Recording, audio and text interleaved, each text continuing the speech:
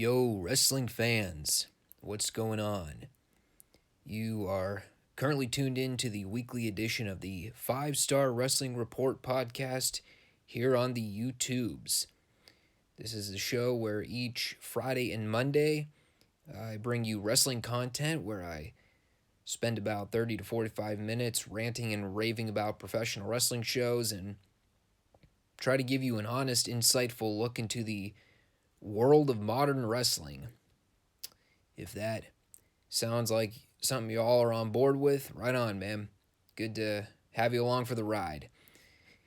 As I've mentioned previously, this is a relatively new podcasting channel, so I would appreciate all the support I can get.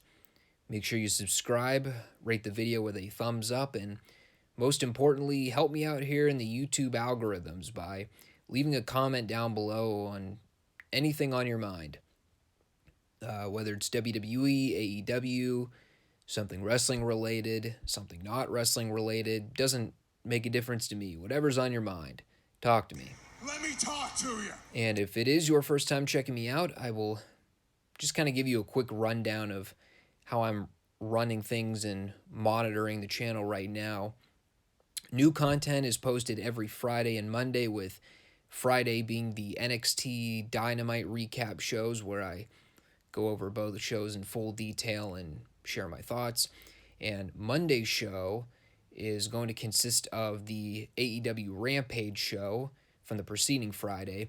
And if there are weekend shows, events, or pay-per-views, I will cover those as well. If not, I'll be covering other content as well. I'm currently looking into getting back into NWA Power, because I know that they've been back in the swing of things running their shows on YouTube. Things are definitely looking to be picking up there, especially with the recent announcement that Ric Flair will be showing up soon. And I had a lot of fun reviewing NWA a couple years ago when the resurgence happened. Show was definitely hurt by the whole bug deal, basically having to shut down operations and not being able to tape shows. And especially with the wave of momentum it was riding in 2019, it's a shame to see what happened so quickly to that show. But there's a lot of good talent over there. It's an easy show to watch. Not a lot of people are talking about it right now, which is also kind of tragic. So I figured I could share my thoughts and try to give them some support, see how things are going with them. I know they've been going through a different fluctuation of talent and overseeing changes with personnel and everything. So, yeah, just, be nice to revisit and see how they're cruising along here in 2021. Today, though, we are here to talk about NXT from August 17th and AEW Dynamite from August 18th. So, let's get into both these shows here. And we will start with, as usual, NXT from August 17th.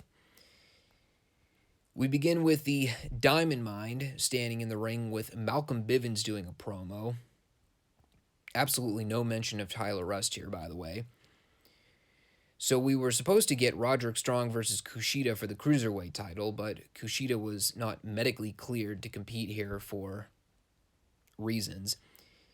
In fact, this was pretty much a mirror image of how last week's show started, because,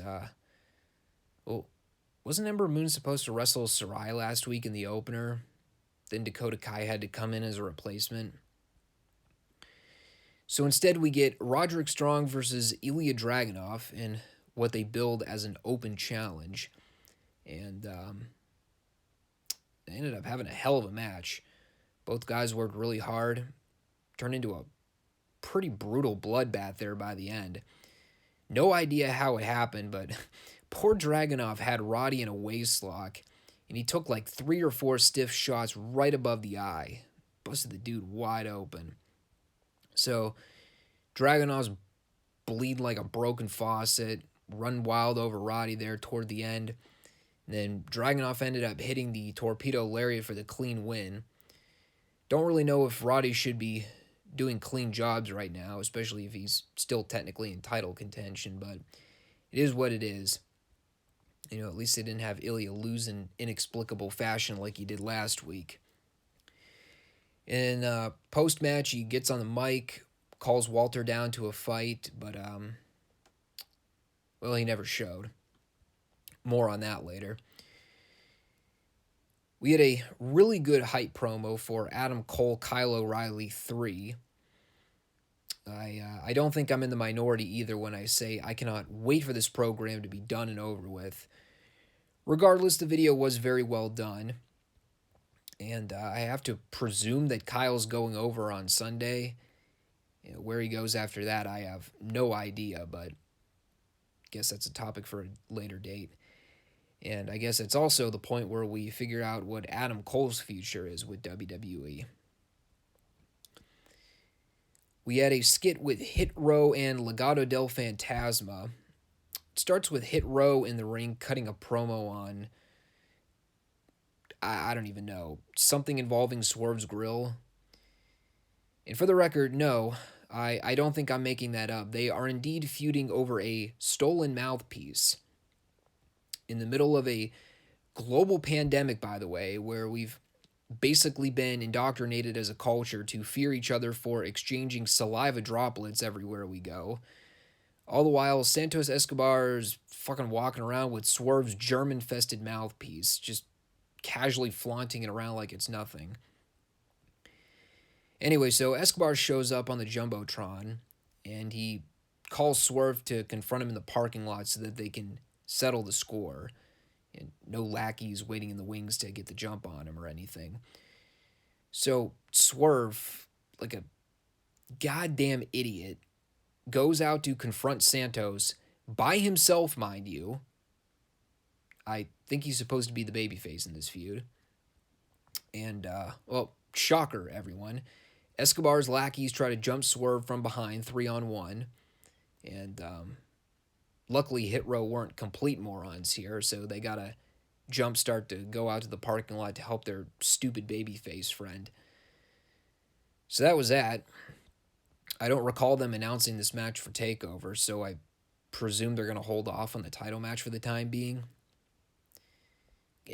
By the way, not that it's really important here, but they do realize that Swerve is the North American champion, right?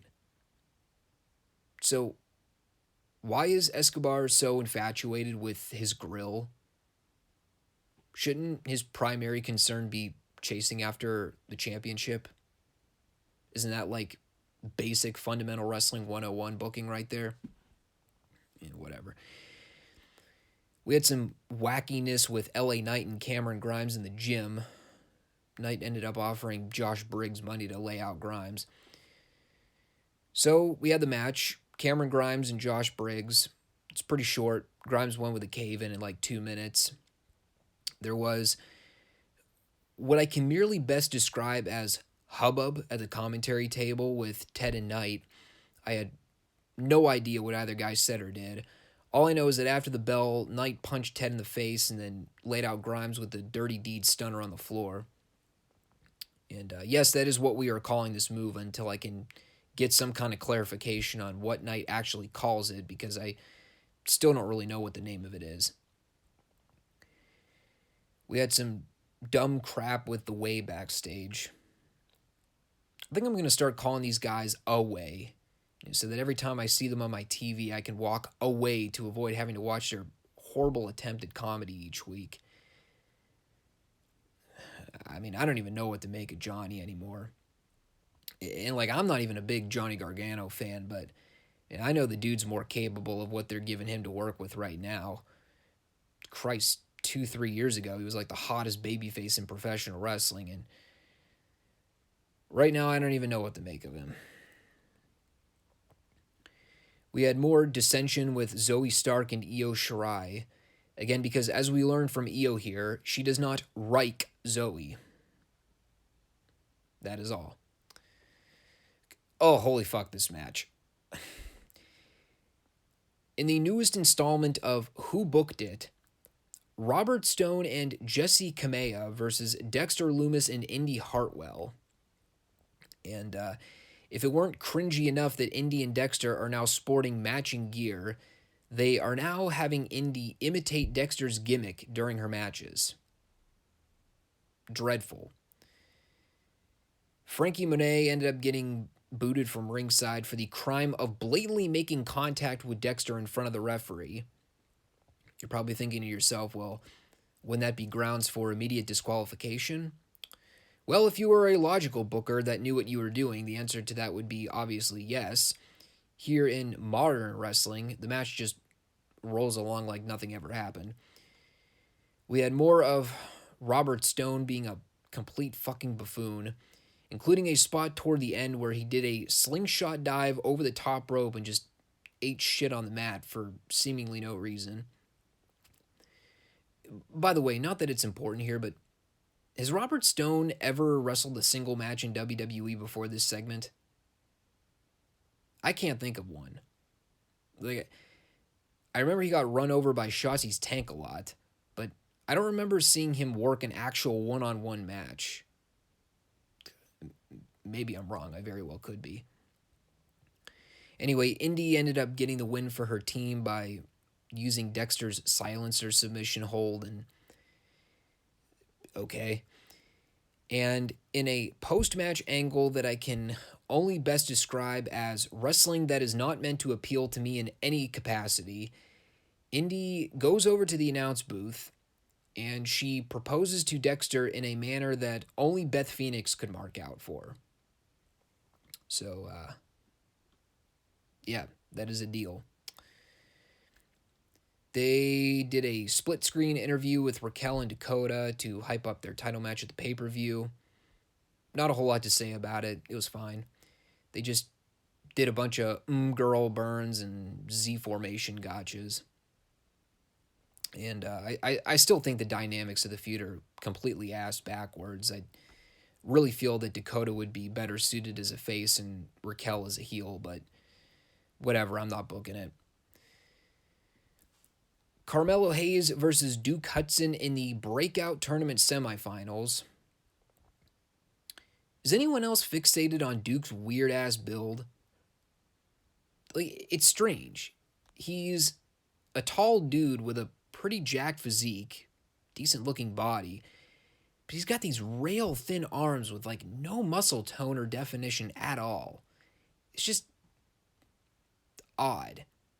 Very disproportional to the rest of his body, especially for a dude his size. Anyway, I know I'm rambling. Hayes ended up going over with a top rope famouser. Match wasn't bad. Last couple minutes were pretty good. And then afterwards, Hayes and Odyssey Jones did a stare down at the top of the stage, hyped up the finals match, which I think is on next week's show, but don't quote me on it. And we did get word here that the winner of this tournament does indeed get a championship title match against whomever he chooses. So I presume Odyssey wins and then immediately goes after Joe when he beats Cross for the NXT title on Sunday, but guess we shall see. We had by far the best skit on either show by a country mile. Ted DiBiase confronts Cameron Grimes backstage and basically apologizes for everything he's put him through. And Grimes goes into full-fledged raged babyface mode and vows to become the $1 million champion at TakeOver. I can't do it justice. It was just a fantastic segment. I've totally turned the corner on Grimes. I remember watching this dude several years ago in TNA, just being bored to tears watching him work every week, but God love him, man. Whether he's always had this kind of charisma and just never showed it, it's really come through in his WWE run. So hats off to this guy. He's easily my favorite character in NXT right now. In fact, Grimes was so good in this segment that Ted completely lost it, and at the end just goes, "That's my Cameron." And then he does the $1 million man maniacal laugh. And that alone made up for that horrible skit that they did last week where Ted DiBiase just had a complete brain fart in the ring and forgot basically where he was in the time-space continuum. So, this segment alone made the entire show worth the watch. I mean, it even got a chuckle out of me, and suffice it to say, anytime a segment in modern wrestling gets me to smile, that is always good news. And in the main event, MSK versus Fabio Ichabod and Marbell Barbell. Still don't get the hype around Lee and Carter. I mean, I guess in a way they've got the Motor City Machine Gun appeal from back in the day. Like, two young, goofy looking kids with a lot of charisma that do a lot of impressive moves. Of course, you can pretty much cut and paste that with most of the wrestlers in the business today. So, I mean, what does that statement even mean? Match was okay. Aside from what I just mentioned about MSK, I'm yet to be impressed by anything Imperium has done since showing up in NXT. Walter's great. I mean, that goes without saying. The other two I can do without at this point. Anyway, there was a breakdown spot at the end. Walter tried to run interference, but Dragunov ran down to cut him off.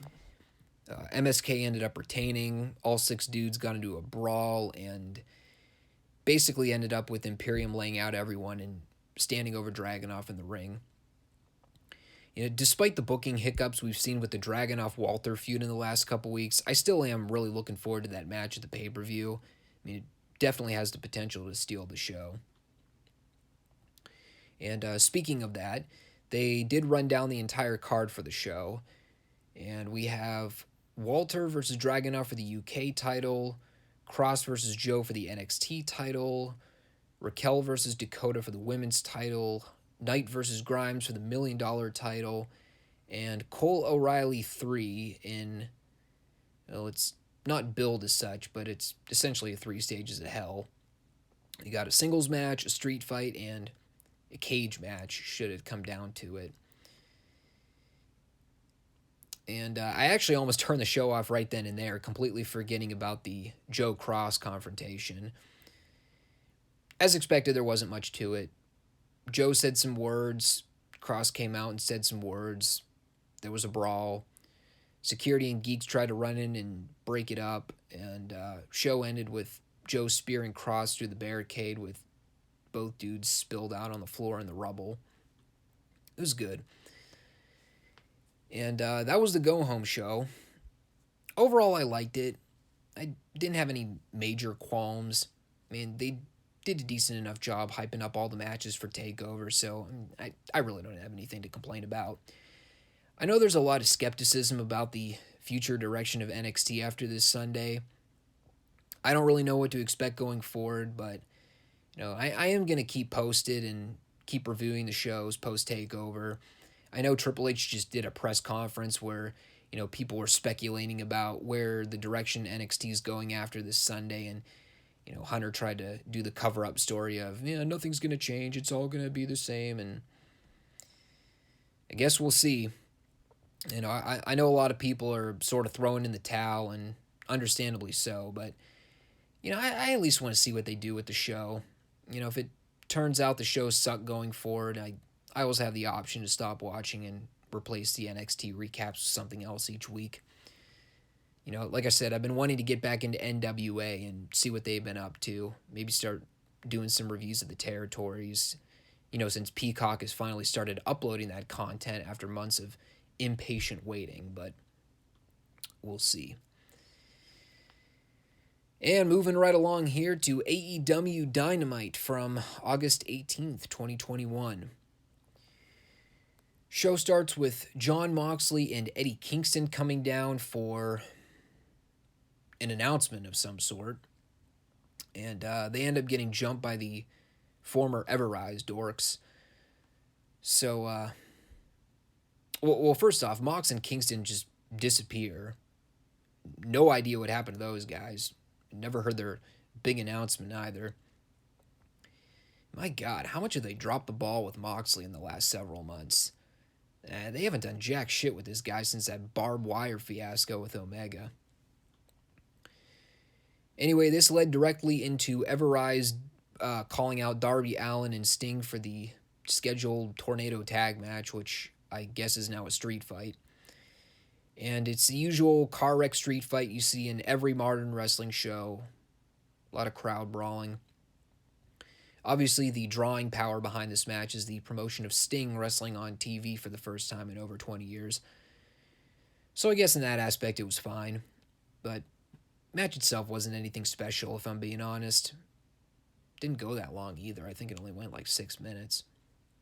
And the finish is 2.0. And yes, for those that are sitting there and can't take a joke, oh, their names are actually 2.0 in AEW. Yes, yes. All right, kiddos, I'll play along. 2.0 gives Sting a double powerbomb through a table in the ring. Sting immediately springs back up and no-sells. He ends up dropping both dudes with a Scorpion Death Drop. Locks in the Scorpion Death Lock on both of them for the immediate tap. Yeah, it was okay. The finish was kind of cool. People popped for it, so okay. Shawn Spears versus Sammy Guevara. So they showed a deal from earlier in the day where Sammy proposed to his fiance in the middle of the ring. And, yeah, not gonna say any more about that deal. Tully was out there for a cup of coffee before getting ejected. So, once again, managers in AEW serving little to no purpose. And, the match itself was just really plagued by the fact that for some reason they decided that this match needed to be treated like a semi-main event at a Big Four show instead of what it probably should have been, just being a basic wrestling showcase for Sami and put him over in his hometown. Yeah, I think the best way I could sum it up is they did a lot of shit. And like 80% of it was really unwarranted. They went through a big move kick out series that possibly would have worked if this feud was hotter and given more attention, but it just, I don't know. It was a lot for what really just didn't feel like it needed to be, if that makes any sense. Like, I know the Pinnacle Inner Circle feud has been going on for months now, but I don't know. This one just never had that much hype behind it. Could also be because it is a program that involves Shawn Spears, so it's like, whatever. So, of course, the big spot here is them teasing the guardrail deal. Why they'd even bother, I have no idea, considering that you'd think them using a guardrail as a weapon would technically be grounds for DQ. But much like it doesn't matter in WWE, apparently it doesn't matter in AEW either. So Sami eventually hoists up Shawn onto his shoulders, gives him the Death Valley driver through the guardrail for not a DQ. And he follows that up with the incredible looking 630 splash. And again, while rational agents would make sure a spot like this would at least be the finish when laying out a coherent wrestling match, this spot was nothing more than a near fall to set up a series of, you guessed it, more moves. So they did more stuff for a minute following the 630 near fall, and eventually Guevara picks Spears up, hits him with the burning hammer for the 3. And once again, Shawn Spears continues to be insignificant in the grand scheme of things, despite being affiliated with Tully. Really goes to show just how inept mouthpieces and managers are in AEW. Yeah, for all the people that are out there excited about the idea of Ric Flair showing up and aligning with someone like an MJF as a manager, like, why? They already don't do jack shit with their quote-unquote managers anyway. And they've had Arn Anderson, Tully Blanchard, and Jake Roberts managing guys for months now, and they've been just about as useless as you could possibly imagine. So what would make Flair any different? Christian Cage and Don Callis did a shtick backstage, the highlight of which was watching Shivani's facials throughout the entire banter. We had Dan Lambert out in the ring ranting up a storm about God knows what. They did a deal like this before where he used a bunch of insider terms, trashed all the fans, basically pretended to do a live Jim Cornette impersonation on TV without having the mic skills or charisma of a Jim Cornette. Anyway, this all led to Lance Archer coming out and getting jumped by Scorpio Sky and Ethan Page. I guess they were just hiding behind the tunnel, anticipating Archer was going to come out again. Well, sure enough, he did. And JR actually had a funny line in here where he just nonchalantly goes, Now would be a good time for the security to come out. Always appreciate JR's dark sense of humor. Jurassic Express versus the testosterone deficient Buckfucks. God, this match is a clusterfuck that only a Vince Russo could love. Look, people are going to salivate over this because it had 1,400 false finishes and kickouts. Whatever, man. I thought it was too much. I mean, if I'm being honest, the match is pretty much no different from my opinion of most Bucks matches in AEW.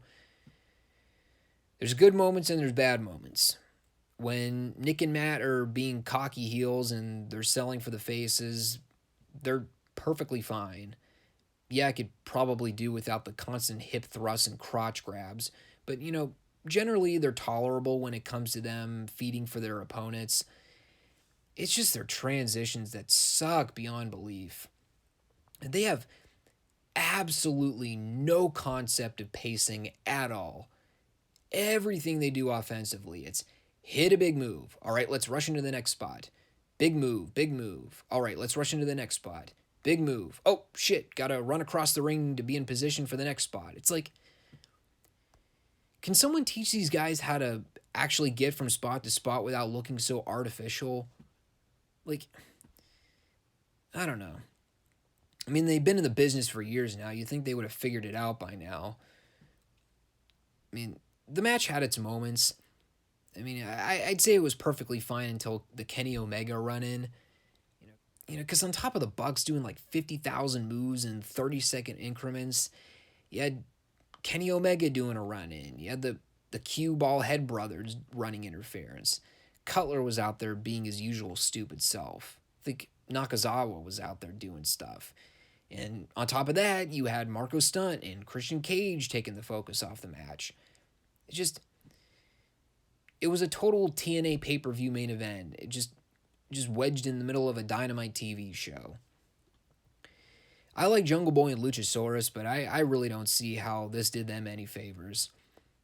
I guess they're going to try and make up for it by having them win that Eliminator tournament deal, because they announced later on in the show that the winners of that tournament faces the Bucks in a cage match at All Out.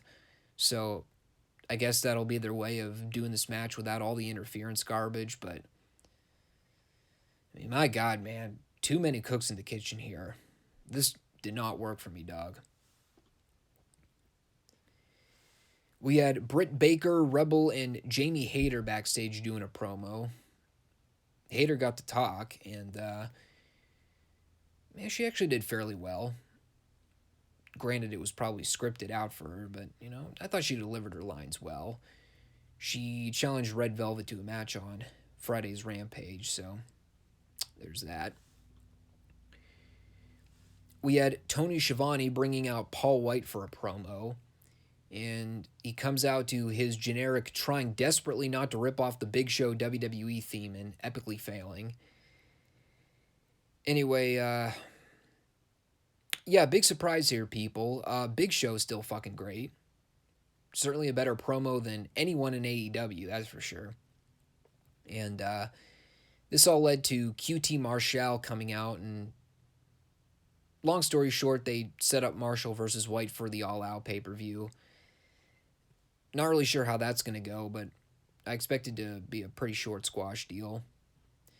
I know I joked about it last week, but I feel it deserves reiteration for just how ludicrous the whole thing is.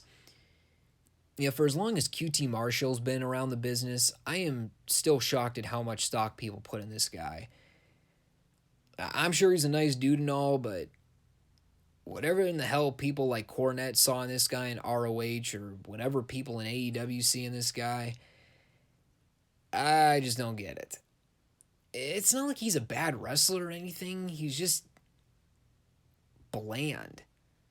Like, there's really nothing there. So I expect Big Show to just steamroll over him at the pay-per-view. Penelope Ford versus Thunder Rosa. Big fan of Thunder Rosa. Don't have anything against Penelope Ford, but let's just call it as it is. This sucked. Rosa tried to carry this thing, but she and Ford just did not click on any level. There's really no sense in dwelling on it, so I'm just going to move on. They did a deal to set up Malachi Black versus Arn's son for next week on Dynamite, I believe. Yeah, I think it was Dynamite. We had a Moxley promo backstage where somehow he went from talking about the Elite and Hangman Page, and he circled around to hyping up a match between himself and Daniel Garcia for Rampage this Friday. Not really sure how he got there, but whatever. I like Garcia's match with Darby he had last Friday, so it'll be interesting to see how he works with Moxley. I know I mentioned it earlier. I still think Mox has been pretty cold since his pay-per-view match with Omega, so hopefully they got something in store for him soon. Something that doesn't involve him and Kingston teaming, because that whole pairing is really not gone anywhere. It just seems like a complete waste of time for both guys. Anyway, the main event was Chris Jericho versus MJF in the 5th labor match, with the added steps that Jericho is not allowed to use the Judas effect, and he was also not allowed to come out to his theme song. So, of course, the Houston fans sang Judas anyway, a cappella. They needed a metronome, and perhaps a starting pitch on D. I think that's the key of the tune, D minor. Generally, I would say the match was good. They tried to tell a story with MJF working over Jericho's left arm, which had a giant brace around it. And they focused on that throughout the match, so that was fine. They didn't do anything move-wise that I would consider offensive or ridiculous. Certainly not to the extent of the Bucks match or the Guevara Spears match from earlier. They did try to get too cute at points, I thought. Like the spot where MJF jacks the camera and starts filming himself flipping off the crowd. Then he turns to film Jericho, and Jericho punches the camera lens, and this then causes MJF to take a full back bump. Like, come on now, really? And the finish made absolutely no sense at all. So, Aubrey grabs MJF's ring, and she gives it to one of the ringside crew members. And while she's got her attention diverted, Jericho hits MJF in the ribs with a bat, and he teases giving MJF the Judas effect. But then he stops himself, and MJF hits Jericho with the Judas effect of his own. And the reason this was stupid is that, and you can even see this in the match, when Jericho goes for the elbow, Aubrey still has her back turned. So Jericho could have easily hit the Judas effect anyway and not risk a disqualification because Aubrey wouldn't have seen it. But no, instead Jericho pauses like a damn idiot. MJF takes advantage, hits him with the Judas effect of his own, and then he locks in the salt to the earth armbar, and Jericho eventually taps out, which is also stupid because babyfaces should not be tapping clean, especially not a top babyface like Jericho. And B, you had an easy outing here to have Jericho pass out after taking an elbow shot to the head. Just no reason for him to tap out clean. So yeah, that whole finishing sequence just didn't sit right with me. I've got to presume they're doing another match at All Out. What exactly their plans are for that, I have no idea, but I cannot imagine that this was the payoff, because, I mean, to coin a great quote, this finish fell flatter than a plate full of piss. Show itself, gotta be honest, I really wasn't all that fond of. I know they still have a couple weeks to put a card together, but what they have right now just doesn't seem all that intriguing. They got Omega Cage for the AEW title. They got Pac versus Andrade. They got Paul White and QT Marshall. And they've got that god-awful casino battle royal with the women's roster. And, they also got the Bucks facing the winners of the tournament series, presumably Jurassic Express, and, of course, that'll be in the cage. Like I said, I know they're probably waiting until Rampage this Friday to pull out some of their bigger guns, but I don't know, dude. This show's got SummerSlam vibes right now. couple big matches announced and not a lot of buzz. Part of the problem too is that because they're putting so much stock on the Rampage show this Friday, that's pretty much where all AEW's focus is at right now. So, we'll see where things are by the end of Friday. Hopefully they start making some headway, because this All Out show really needs some major hype. And with that, everyone, that'll do it for today's show. I will be back on Monday to recap this weekend's events. Got 3 things on the bucket list to talk about on Monday, so the power recaps will definitely be put on the back burner, probably until the following Monday. Should be a pretty fun weekend, though, if you're a wrestling fan. Rampage is going to be a big show on Friday. Got SummerSlam on Saturday, which I still think is real strange, but whatever. And then you got TakeOver on Sunday, and like I mentioned earlier, I'm really looking forward to that show. So make sure you guys tune back in on Monday for the next FSWR edition. And real quickly, I'm keeping things under wraps for now until I get further detail, but there is a chance that I will have a big announcement for the future of this channel in the coming days. So if you are already subscribed, stay tuned for further detail there. And like I mentioned at the beginning, I'd appreciate all the support I can get, and especially if you're a newbie checking out the channel for the first time. Subscribe, comment, rate, and make sure that if you have not done so already, you can also check me out on my Rumble page as well. The link for that is in the description below, and you can also find the link to that on my main channel banner. The content on Rumble is just duplicate posts of the stuff I upload here on YouTube, but just in case YouTube tries to pull their shenanigans, at least I have a secondary market to upload my stuff to for the time being. And with that said, everyone, have a good weekend. Enjoy the weekend shows if you plan on watching all 3. And I'll be back on Monday to talk about everything in full detail.